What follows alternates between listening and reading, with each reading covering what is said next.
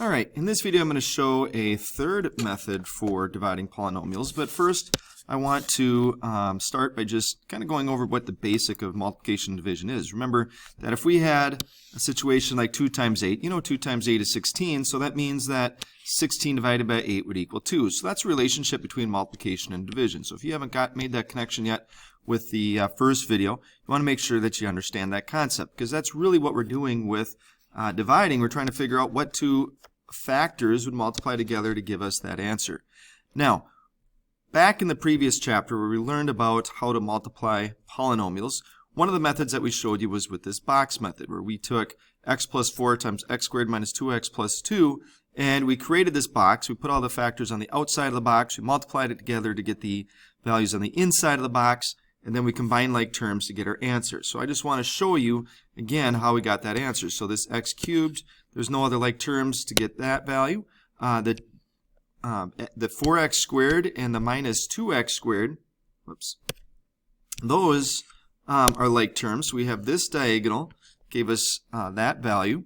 And then we have negative 8x and 2x, so those two are like terms. So that gives us that value. And then lastly, the 8 and the 8 we have there.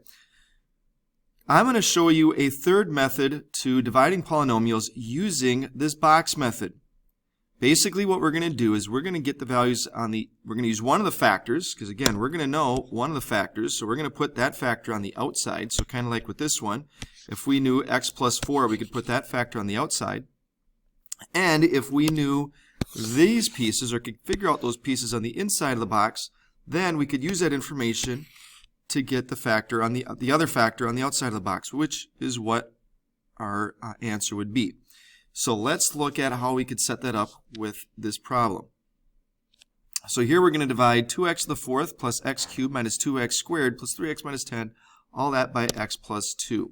So we're going to start with the box.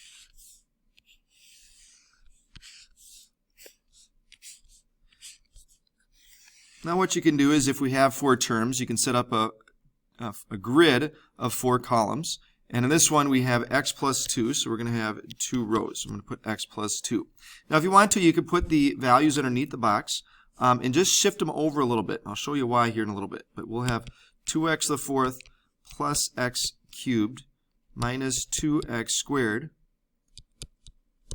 plus 3x minus 10. All right. So what you're always going to do is you're always going to take whatever this first term is and put it in that top left corner of the box. So we'd have 2x to the fourth that we're going to put there. Now we're trying to figure out what's going to go outside of here is what number would multiply x by to get 2x to the fourth. Well, that's 2x cubed. So now I'm just going to multiply. I'm going to take that 2x cubed times 2 and I get 4x cubed. Now here's what we're going to do. We're going to figure out what would I add to 4x cubed, because we want to be able to combine. Remember, we want to be able to combine these two to get this value. So I need to figure out, well, what would I add to 4x cubed that would give me a positive 1x cubed? Well, that's going to be a negative 3x cubed. So now negative 3x cubed plus 4x cubed is 1x cubed. So now we're going to go on the outside of the box. What would I multiply x by to get negative 3x squared? Well, that's going to be negative 3x cubed. That would be negative 3x squared.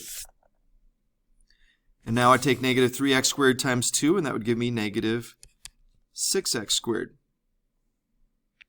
So now remember, I want to figure out what two numbers would I have here that would give me negative 2x squared. So we're trying to figure out what number plus negative 6 would give me negative 2. Well, that would have to be a positive 4. So this would be a positive 4x squared. Positive 4x squared minus 6x squared would give us negative 2x squared. Well, what would I multiply x by to get 4x squared? Well, that's going to be just a 4x. So 4x times x is 4x squared, so take 4x times 2, well, that gives me 8x. Now I got to figure out what would I multiply 8x by to get what would I add to 8x to get 3x? So again, these two cells need to add up to be 3x. So that's got to be a negative 5x. Purple and red doesn't look good, so I'm just going to unhighlight this. Okay, so we'd have a negative 5x there. So negative 5x plus 8x, sure enough, is 3x. So what would I multiply x by to get negative 5x? Well, that would just be negative 5. And negative 5 times 2 is negative 10. And what would I add to negative 10 to get negative 10? It would be nothing, so there is no remainder. So there's nothing left over here. So these work out nicely. So our answer when we divide would be this piece here. It would be the 2x cubed minus 3x squared plus 4x minus 5. Or another way to look at that would be to say that if we took x plus 2 times 2x cubed minus 3x squared plus 4x minus 5, it would give us, I'm not going to take the time to rewrite that, but it would give us that original answer. Okay, so that is how we can use this box method to divide two polynomials. All right, I'm going to help you get this one set up, and then I want you guys to try this one on your own. So this one, we're simplifying this fraction. Well, if you notice, we're dividing. So I'm going to take and set this up.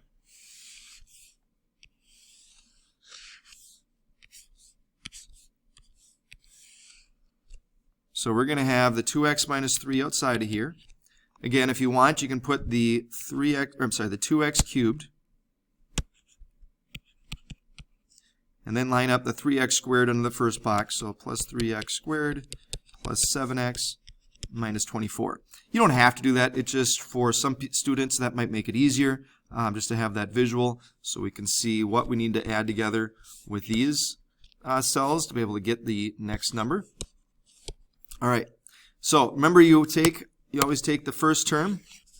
That always goes in the top left corner. Okay.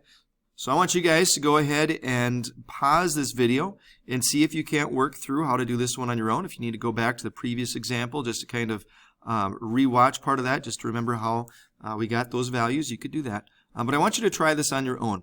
So go ahead and pause this video and hit play when you're ready to check to see if you did it correctly.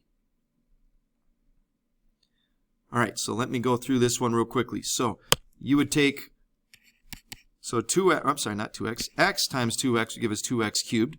So x times negative 3 would be negative, this would be x squared, would be negative 3x squared. And so what would we add to negative 3x squared to get 3x squared? Well, that would be 6x squared. So 6x squared minus 3x squared, sure enough, is 3x squared. So what would I multiply 2x by to get 6x squared? Well, that's going to be 3x. A positive 3x if you want to put a plus in there. So 3x times 2x, yep, that's 6x squared. 3x times negative 3 is negative 9x. All right, what would I add to negative 9x to get 7x? Well, that would be 16x. So sure enough, 16x minus 9x is positive 7x. All right, so what would I multiply 2x by to get 16x? Well, that would just be a positive 8. So 8 times 2x, yep, that's 16x. So 8 times negative 3 is negative 24. What would I add to negative 24 to get negative 24? Well, that would be 0. So there is no remainder here. So your answer is just x squared plus 3x plus 8. Well, I want to show you one last example of how useful this can be.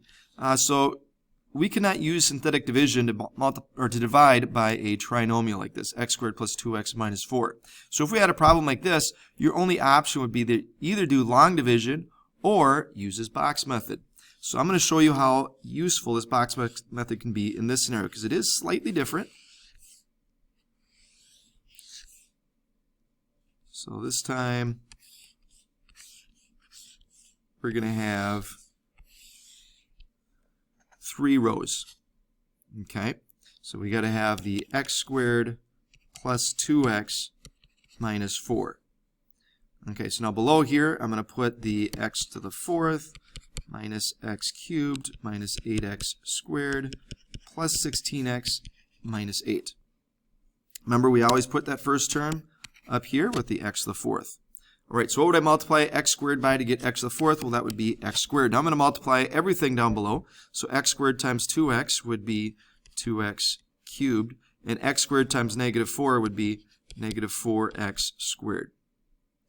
All right, so now I'm going to look to see, well, I want to figure out what two numbers would I add together to get negative x cubed. Okay, so what would I add to 2x cubed to get negative x cubed? Well, that's got to be a negative 3x cubed, because negative 3x cubed minus or plus 2x cubed would be negative 1x cubed. So what would I multiply x squared by to get negative 3x cubed? Well, that's going to be negative 3x. So negative 3x times x squared, sure enough, that's negative 3x cubed. Negative 3x times 2x, that's negative 6x squared. And negative 3x times negative 4 is a positive 12x. All right, now here's where it gets a little different from the previous one, because we have this entire diagonal. So it's not just what two numbers add together to be negative 8x squared. We're going to figure out what three numbers would add together to get negative 8x squared. So we know these two are negative 10x squared, are combined to be negative 10x squared.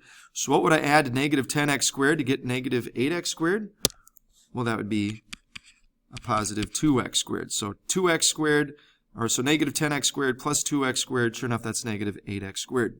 So what would I multiply x squared by to get 2x squared? Well, that would just be 2. So 2 times x squared is 2x squared. 2 times 2x is 4x. 2 times negative 4 is negative 8.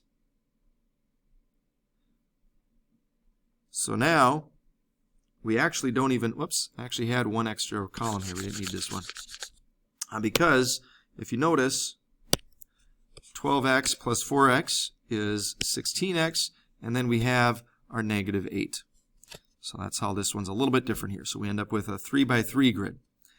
So your answer when we divide these would be the x squared minus 3x plus 2 would be your final answer. So I wanted to show you how this works with a few different examples here. So now you basically, in your toolbox you have three different ways that you could divide. We have, long division.